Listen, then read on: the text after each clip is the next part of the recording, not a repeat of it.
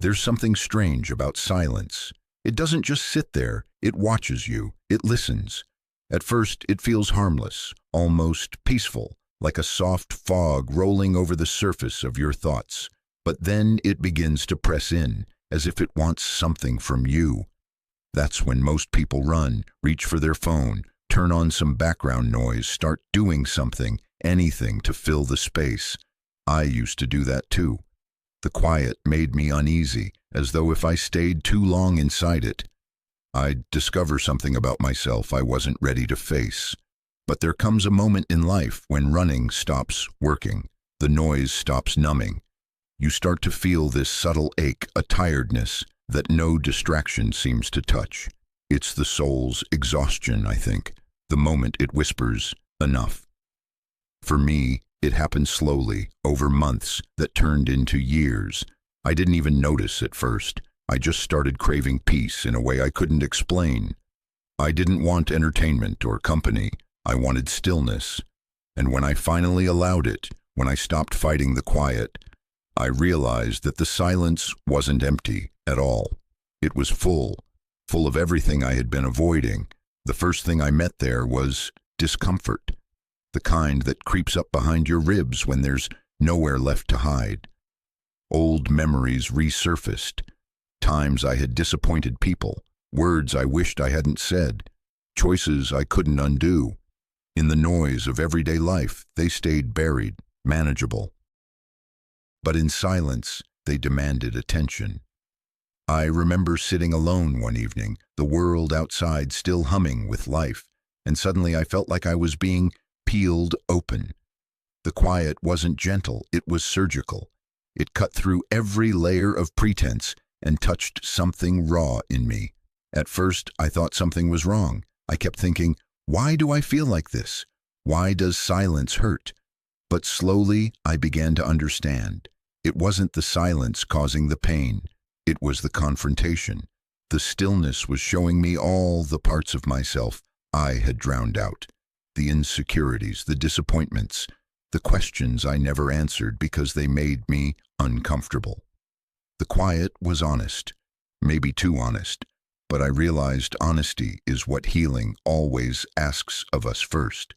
There's a kind of bravery in sitting with yourself like that, to stay instead of escape, to let the silence unfold and reveal what's underneath. Because underneath the pain, there's truth. And underneath the truth, there's something even deeper. Peace, but not the fragile kind that depends on circumstances. It's the peace of recognition, of finally saying, yes, this is me. This is what's real. I started to notice how much of my life had been built around avoiding this meeting. The constant reaching for approval, the endless productivity, the obsession with being liked or understood. It was all a performance, one I had rehearsed so well I forgot it was an act. Silence stripped that away. It didn't ask for my achievements or my plans. It asked for my presence.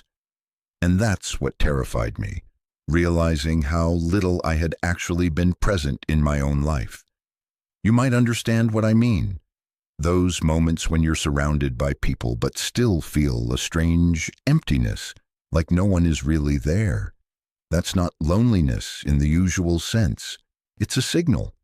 It's the self knocking softly, asking to be let in. But to answer that call, you have to be willing to sit in the quiet long enough to hear it. I started spending more time alone. Not the kind of aloneness that isolates, but the kind that clarifies.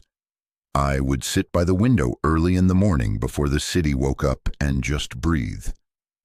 At first, it felt aimless, like waiting for something to happen. But slowly, the silence began to speak, not in words, but in subtle shifts. My body relaxing, my thoughts settling, a sense of space opening inside me. I realized how much noise I carried even when the world around me was still. That internal chatter, self-criticism, plans, regrets, was louder than any external sound. And as it softened, I began to hear another voice. It wasn't dramatic, it didn't shout.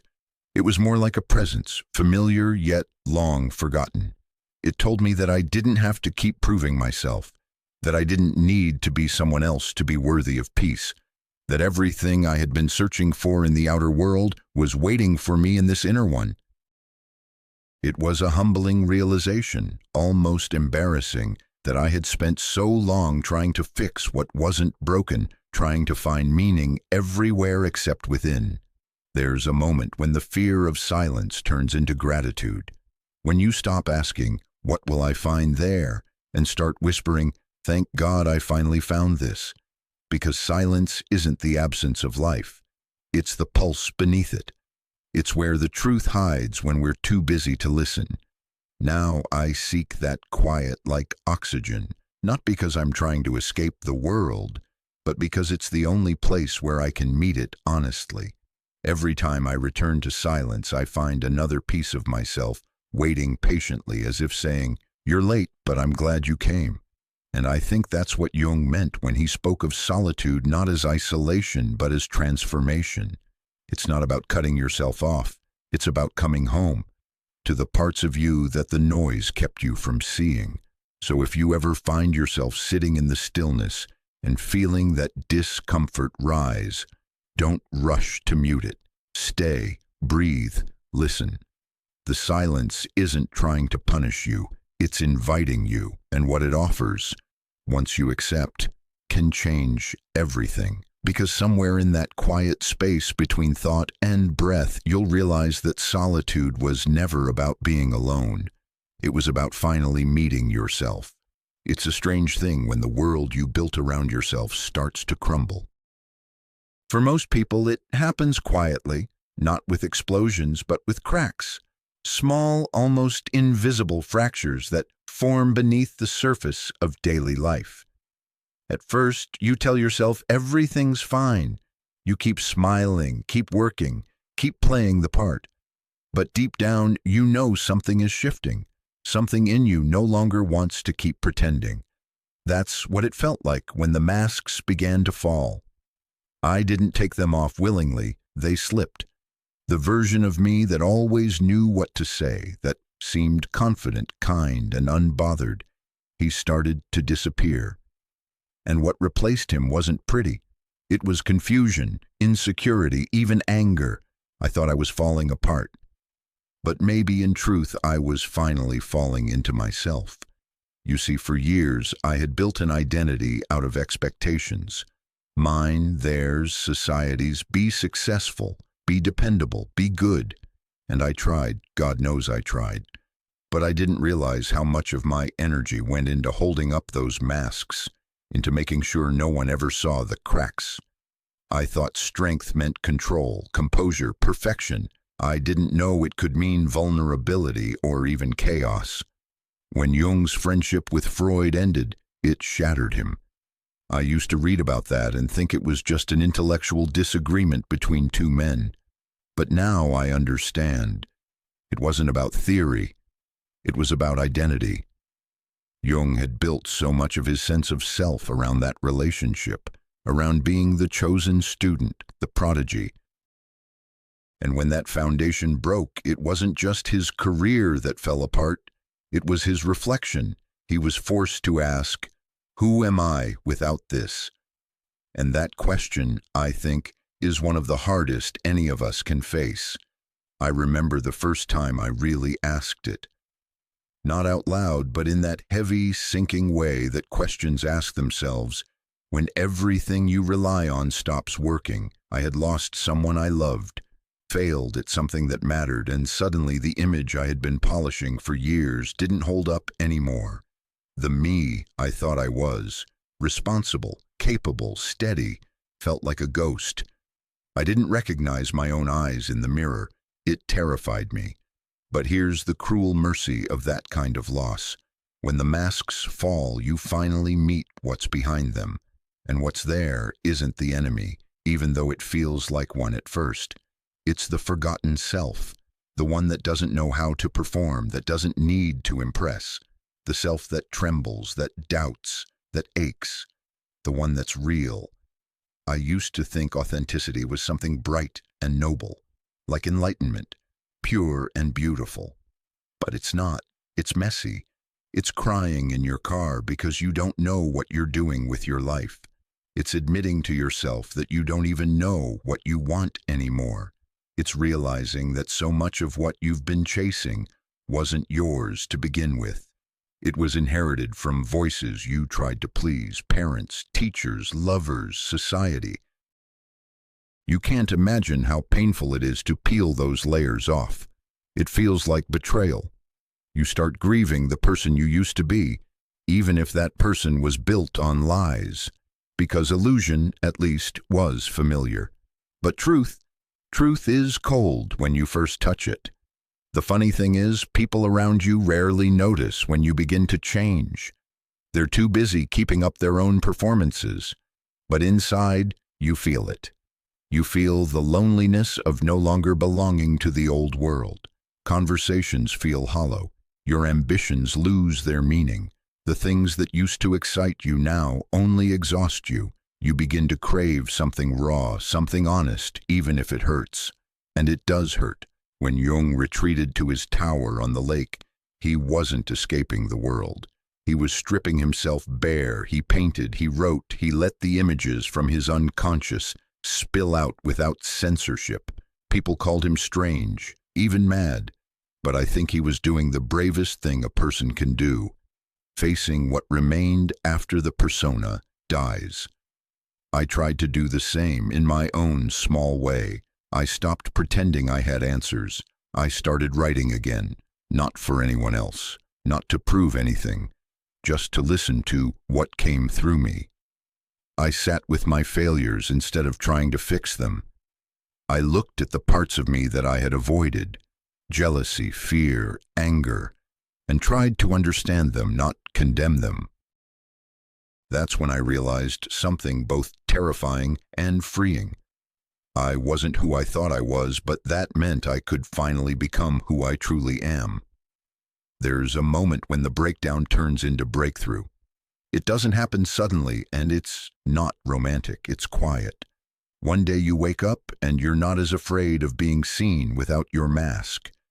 You start to care less about how others perceive you and more about how deeply you can feel. You stop wanting to be admired and start wanting to be whole. But it's not a one-time revelation. It's a daily surrender. Some days you'll still reach for the old identities just to feel safe. Some days you'll slip back into pretending because truth can be exhausting. That's okay. Healing isn't linear. The point isn't to never wear a mask again. It's to remember that you're not the mask.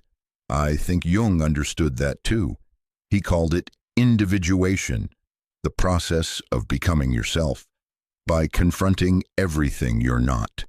It's the hardest and most necessary kind of birth, and like all births, it begins in darkness. So if you ever feel like your world is falling apart, like everything you believed about yourself is cracking, don't run. Let it crack. Because maybe it's not your world collapsing. Maybe it's just the shell that's too small for who you're becoming. And when it finally breaks, when you meet the raw, trembling truth of yourself beneath it, don't look away, stay. That's where real freedom begins. There comes a point when the surface life, the one filled with plans, routines, and polite conversations, just stops being enough. You can feel it happening before it makes sense. A kind of quiet rebellion rising from inside, a restlessness that no achievement or distraction can soothe. You look around and everything seems the same, yet somehow it all feels thinner, like the world has lost a layer of meaning. That's when the descent begins. Not down into despair, though it might feel that way, but down into the depths of the self, the place Jung called the unconscious. It doesn't start with light, it starts with confusion. There's no map, no direction, no one to guide you but something invisible that tugs from within. It's unsettling realizing that there's an entire world inside you that you've never met. For a while, I fought it. I thought introspection was self-indulgent, even dangerous. I didn't want to dig up old pain or hidden fears. But silence has its own gravity, and the deeper I allowed myself to fall into it, the more it revealed. It began with dreams, strange ones at first, abstract and vivid, symbols that felt personal but indecipherable. Then it moved into feelings I couldn't explain, memories that surfaced out of nowhere, moments of intuition that felt ancient. I started to sense that there was a language beneath thought, one made of images and sensations rather than words. The unconscious, I realized, doesn't speak logically, it speaks symbolically. And every symbol it offers is a mirror. The deeper I went, the more I understood how little of myself I actually knew. It was humbling, even frightening. We spend so much of life constructing identities, job titles, beliefs, habits, and yet they cover only a fraction of who we really are. Beneath that layer lives something vast, wild, and intelligent, something that has been observing quietly, waiting for us to turn inward. Jung once said that what we call fate is just the unconscious trying to make itself known. I started to see what he meant, the patterns I kept repeating in relationships, the same emotional wounds resurfacing in new forms. They weren't coincidences, they were messages. But listening to that voice inside isn't easy. The unconscious doesn't flatter you. It doesn't care about your comfort. It shows you what you need to see, not what you want to see. Sometimes it whispers. Other times it screams through anxiety, through heartbreak, through sudden loss. Each time it's trying to guide you back to what you've ignored. There were nights I sat alone, staring into that inner abyss, wondering if I was losing my mind. I'd think of Jung during his isolation at Bullingen Tower, painting his visions, writing conversations with inner figures that no one else could see. People thought he was unraveling, but he wasn't. He was learning to listen to the voice beneath reason, the one that connects us to something deeper than intellect. I began to see that maybe madness and awakening can feel very similar at first. The difference lies in whether you resist or surrender. Surrender was the hardest part. The ego wants control, even over healing. It wants progress it can measure, milestones it can post about. But the unconscious doesn't move in straight lines. It moves in spirals. It brings you back to old wounds from new angles until you finally understand their message. For me, it meant seeing how much of my life was driven by fear of being rejected, of not being enough, of losing love. Those fears weren't random, they were old. They came from places I had long buried, and when I faced them, really faced them, something shifted. The pain didn't disappear, but it stopped feeling like punishment. It started feeling like guidance. Every emotion became a signpost. Anxiety pointed to where I was living dishonestly. Sadness showed me where I was clinging to what needed to end. Even anger had its truth. It showed me the boundaries I had never learned to protect. The unconscious wasn't my enemy. It was the forgotten ally, the wiser part of me that had been waiting patiently for me to listen. And yet, it's not all darkness down there. Once you've navigated the initial chaos, you start to find something luminous, a sense of connection that words can't quite capture. It's like touching the root of being, that quiet pulse that runs through everything. It makes you realize you've never really been alone. Even in your most isolated moments, there's a presence within you that's infinitely vast, infinitely patient. You start to notice it in small ways, how your intuition sharpens, how coincidences start to feel meaningful, how certain dreams seem to answer questions you never asked aloud. You begin to see life itself as a dialogue between your conscious mind and something larger, something that moves through you. That's when solitude transforms from emptiness into communion. It's no longer about being cut off from the world. It's about being rooted in it at a depth you never knew existed. Looking back, I think that's what Jung meant when he said, "The unconscious is both the source of our suffering and our salvation. The same depths that scare us also contain our healing." But to reach it, you have to descend willingly, to walk through your own inner night. So if you ever feel lost, truly lost, like the ground beneath you has vanished, maybe it's not a fall, maybe it's a call. Maybe life is asking you to stop searching outside and start listening inside, to the language that speaks in dreams, in gut feelings, in quiet knowing. And if you can trust that pull, even when it feels like you're sinking, you'll discover what I did, that the descent isn't the end of the path. It's the beginning of finding your way home. There's a certain point in that inner journey when the descent stops feeling like exploration and starts feeling like confrontation. Up until then, you think you're just getting to know yourself, learning, reflecting, healing, but then something changes. The silence you've come to trust begins to speak in a new tone. It becomes sharper, more honest, almost ruthless. That's when you meet what Jung called the shadow. It doesn't arrive dramatically. It shows up in small ways at first, in a flash of irritation, a jealous thought, a cruel fantasy that shocks you, and you think, that's not me. You push it away, tell yourself you're better than that. But the shadow doesn't disappear because you deny it. It lingers, patient and persistent, waiting for another opening. It's everything you don't want to admit about yourself, your pettiness, your envy, your rage, your hidden desires. It's the part of you you've learned to hide, not just from others, but from your own heart. I used to think darkness was something external, something other people carried. I thought I was the good one, the one who tried to be kind, thoughtful, empathetic. But the truth is that goodness had a cost. It was built on suppression. Every time I swallowed anger, every time I pretended I wasn't hurt, every time I smiled through resentment, I was feeding my shadow. I didn't destroy those feelings. I buried them. And everything buried grows. It took me a long time to realize that what we repress doesn't vanish, it waits. It hides behind politeness, ambition, even love. It shapes how we treat others and how we allow them to treat us.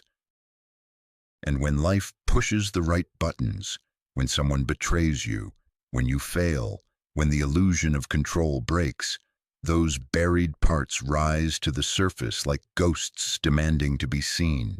That's what happened to me.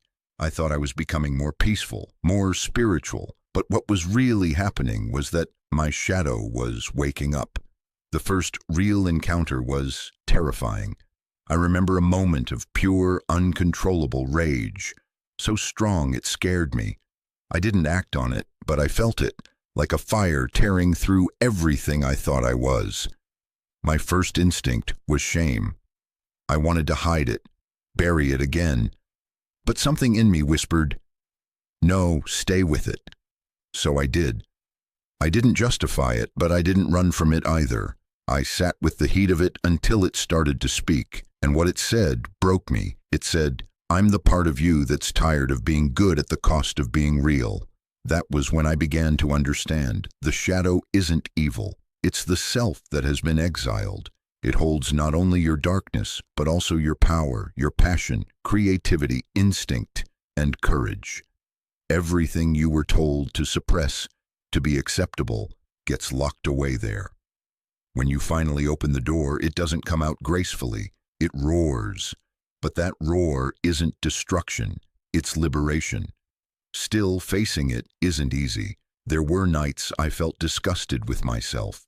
The things I saw inside, pettiness, resentment, jealousy, they didn't fit the person I wanted to be. But the more I rejected them, the stronger they became. Jung once said, until you make the unconscious conscious, it will direct your life, and you will call it fate.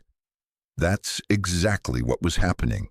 My hidden self had been pulling the strings all along, shaping my choices from behind the curtain.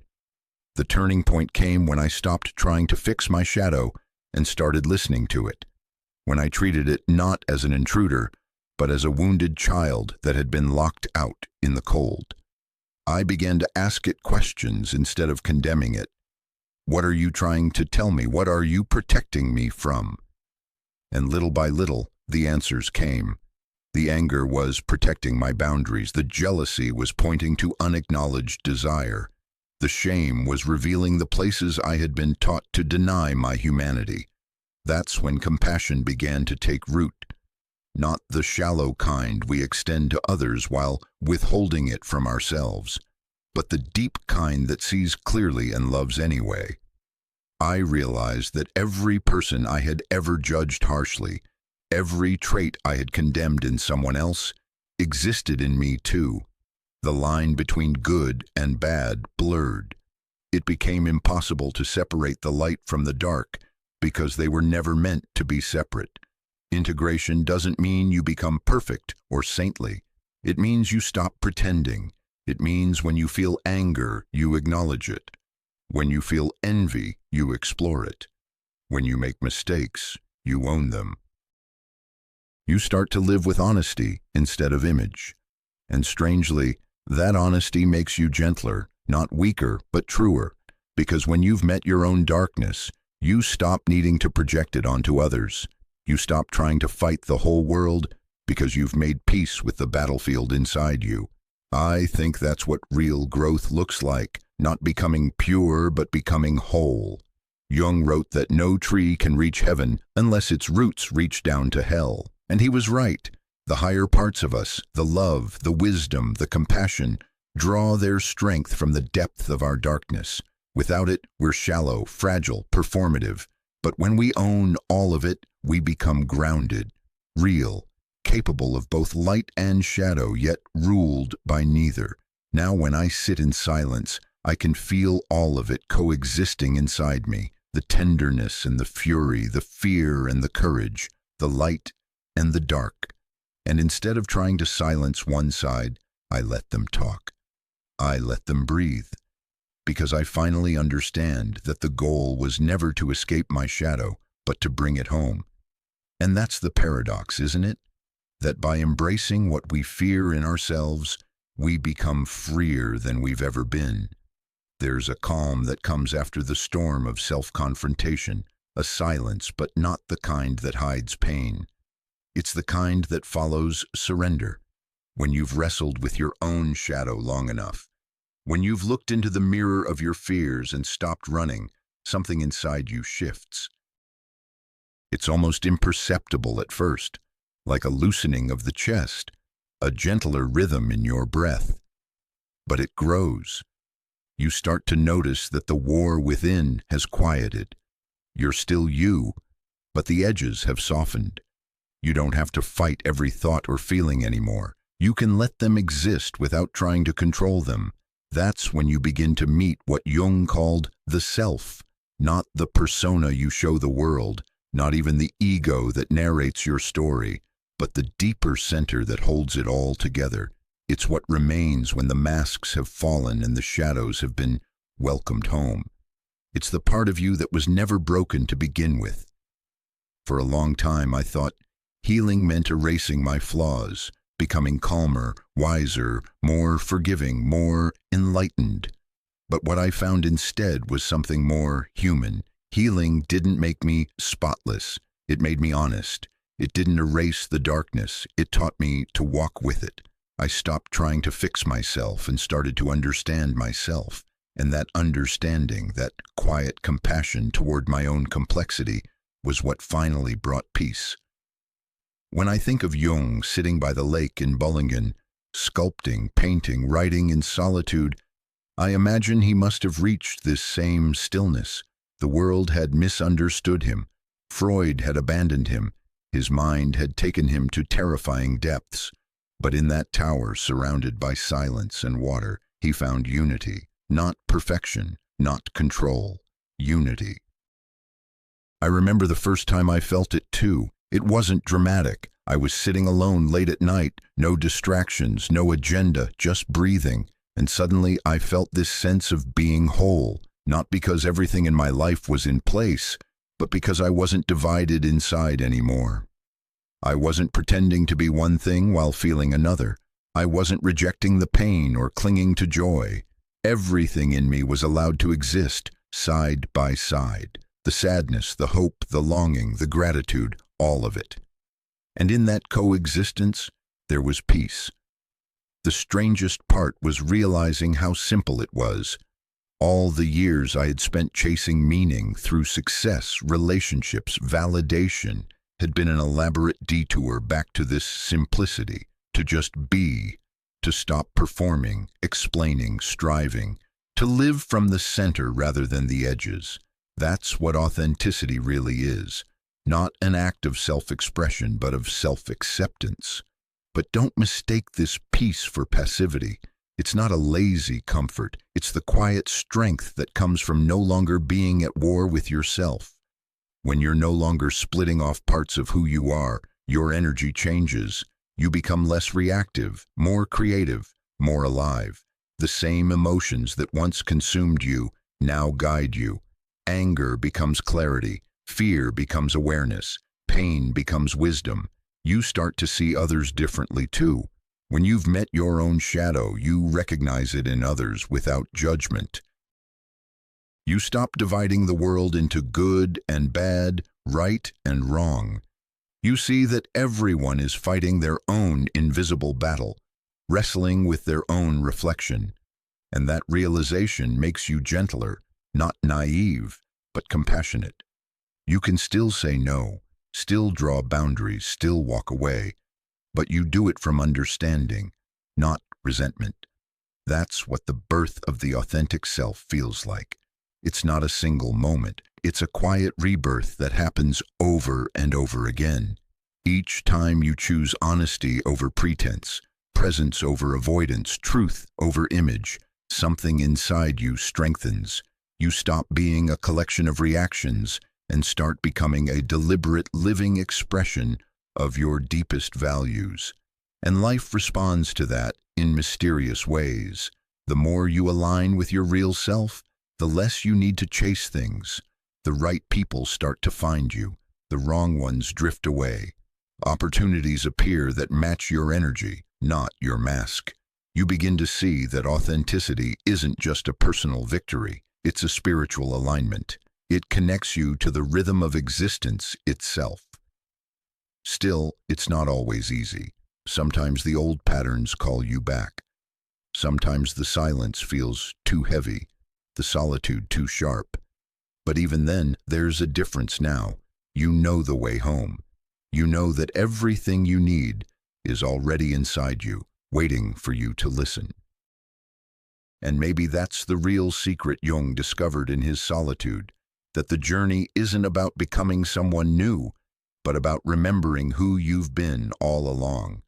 The part of you that was always whole, always capable of love, always enough. The part that doesn't need an audience to exist. These days, when I feel myself drifting, I return to that quiet place within, the inner lake, the still water that reflects everything truthfully. I sit there in my mind and watch the ripples fade, and in that stillness I remember, I am not my shadow, but it belongs to me. I am not my pain, but it has shaped me. I am not my masks, but I wore them for a reason. And when I hold all of that, the light, the dark, the fear, the grace, in one open heart, I finally feel free.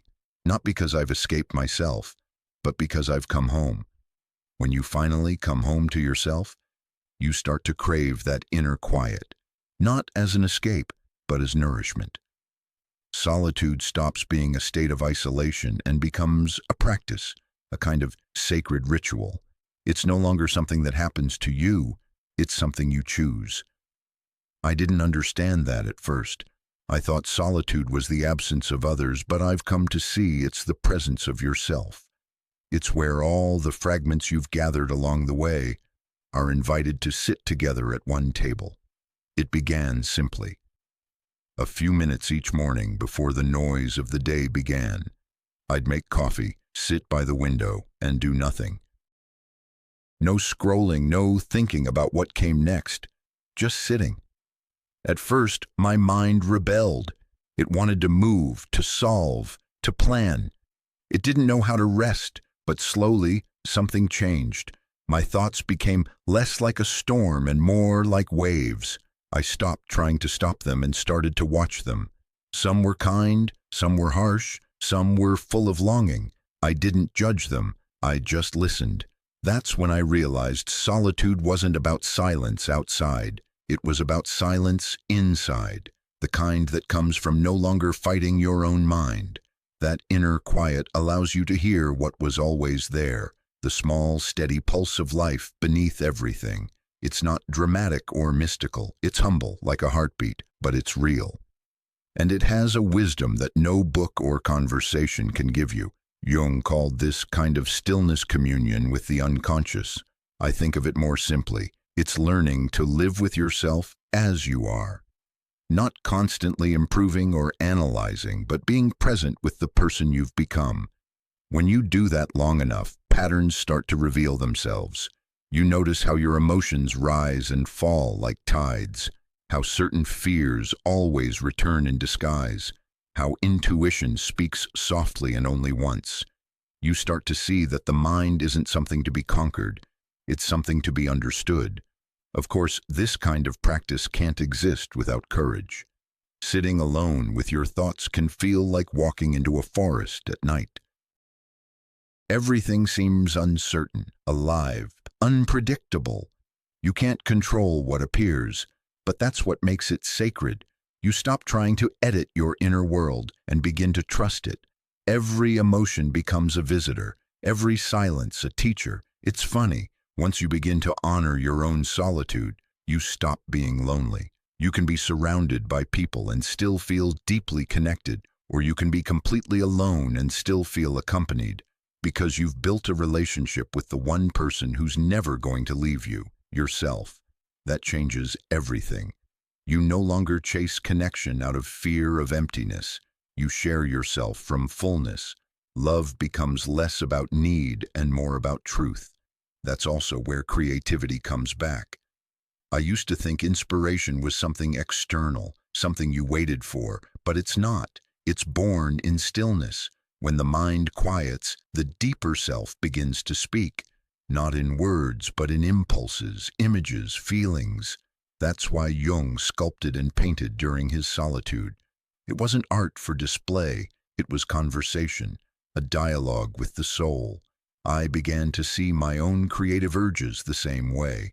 Writing, painting, walking, they became ways to listen to what can't be said directly. And the beauty of this practice is that it doesn't require perfection. You don't have to meditate for hours or retreat to the mountains. You can find this stillness in the smallest of moments. Washing dishes, driving, sitting in sunlight.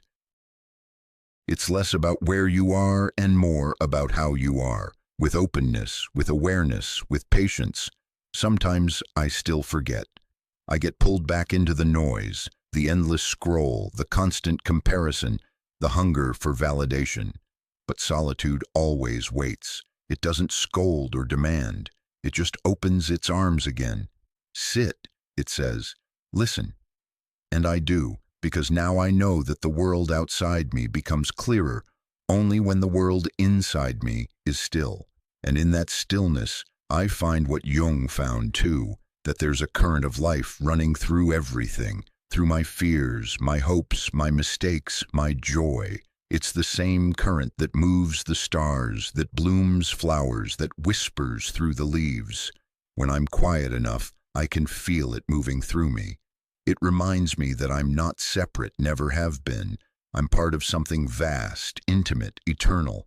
So solitude isn't loneliness anymore. It's homecoming. It's communion. It's the quiet where the mind dissolves and something deeper begins to breathe. It's not about retreating from life, but about returning to it, awake, attentive, and whole. And if you learn to practice that, to sit with yourself, to listen to the silence, to let the noise fall away, you start to realize something simple and extraordinary. Peace was never something to find. It was something to remember. There's a kind of freedom that doesn't announce itself with fireworks. It arrives quietly, like dawn after a long night. You don't even notice it at first. You just wake up one day and realize the things that used to control you, the fears, the comparisons, the need for approval, have lost their grip. They're still there, lingering at the edges, but they no longer define you. You've stopped living as a reaction to the world. You've started living as a response to yourself. It's subtle, but it changes everything. The noise that once dictated your choices becomes background hum. The opinions of others, the pressures of success, even your own perfectionism, none of it feels as heavy. You still care, of course, but from a different place. You're no longer trying to prove something. You're trying to live truthfully. And truth, once you find it, asks for simplicity. I used to think freedom was about control, being able to do what I wanted, to make things happen on my own terms. But the deeper I went, the more I realized that control was just another form of fear. Real freedom isn't about mastering life. It's about trusting it. It's the moment you stop forcing, stop demanding, and start allowing. There's this inner spaciousness that opens when you stop resisting what is. You start to see that most of your suffering wasn't caused by what happened. It was caused by the stories you told yourself about it. When I finally understood that, it was like exhaling after years of holding my breath. I didn't need to rewrite the past or fix every flaw. I just needed to stop fighting myself. You learn that acceptance isn't resignation, it's clarity. It's seeing things as they are and responding from presence, not from pain. You begin to understand that life isn't trying to hurt you or test you. It's trying to wake you. Every challenge, every heartbreak, every loss was a mirror pointing you back to yourself. And when you finally see it that way, the anger softens. The grief becomes gratitude. There's something profoundly peaceful about no longer needing to run. You can sit with your feelings without labeling them good or bad. You can let others be who they are without trying to change them. You can walk through uncertainty without demanding guarantees. That doesn't mean you stop caring or striving. It just means you're no longer enslaved by outcomes. You act, you give, you love, and you let things unfold. And in that surrender, you begin to experience life differently. The smallest things feel sacred again. The warmth of sunlight, the rhythm of your breathing, the way laughter feels when it comes from your chest instead of your head. You start to see that what you were looking for, the sense of meaning, of belonging, of peace, was never somewhere else. It was always here, in the simple act of being alive. Sometimes I think about all the versions of myself that came before this one, the anxious one, the performer, the dreamer, the pleaser. I used to resent them. Now I just thank them. They were doing their best to survive. They carried me here. Every mistake, every detour, every heartbreak, it all had purpose. It was all leading to this quiet understanding that I was never broken, just asleep to who I really was. When Jung spoke of individuation, I think this is what he meant, not becoming perfect, but becoming whole. It's when the light and the shadow no longer fight for dominance, when the ego finally bows to the self, when you realize that nothing needs to be added or removed for you to be complete. You were always enough. The only thing missing was your own recognition of it. And once that recognition lands, the fear of solitude disappears completely. You can be alone without being lonely, connected without clinging, open without losing yourself. The same silence that once frightened you becomes your foundation. You start to carry it with you everywhere, not as isolation, but as presence. You can be in the middle of a crowded city and still feel that inner stillness, that quiet thread tying you to everything. That's the paradox of awakening. You lose the illusion of control, but gain the reality of peace. You stop chasing life and start participating in it. You stop analyzing love and start embodying it. You stop needing to understand and start trusting that understanding will come when it's meant to. And one day, almost without realizing it, you smile. Not because everything is perfect, but because you finally understand it doesn't need to be. You're no longer searching for meaning, you're living it. That's inner liberation, not the loud kind. Not the kind that makes you fearless or invincible, the quiet the kind that lets you breathe deeply and say, "This is enough, I am enough, and I am free."